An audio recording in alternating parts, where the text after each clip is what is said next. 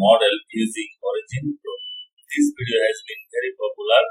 So in this video, I would like to show you how to fit nonlinear Thomas model using originpro. Well, Thomas model can be written as Ct by C naught equal to 1 divided by 1 plus exponential k into U naught m divided by U minus C naught t. Let y equal to Ct by C naught and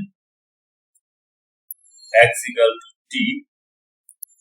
Therefore, and a equal to U naught m divided by q and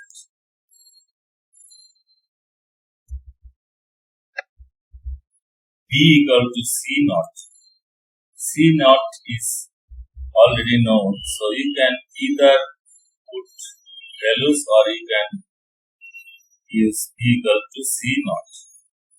So, if we put this value here, we get y equal to 1 divided by 1 plus exponential a star bracket a minus b x 4 bracket. So I will write this function origin function.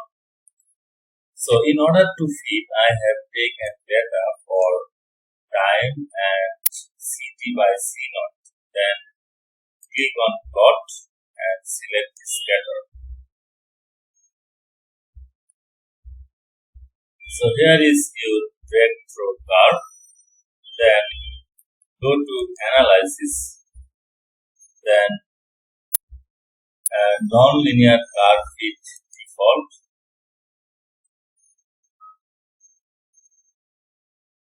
So then select exponential. Then click on view. Then write function name, for example, Thomas model. Then click next. So our parameters are a, b, and independent variables is x and dependent variable is y. So then click next. Then write the function. Our function is y divided by 1 plus bracket exponential bracket a star bracket a minus b star x bracket 4 bracket. So here is our function, and then click on evaluate. So y equal to 0.5. Then go to next and click on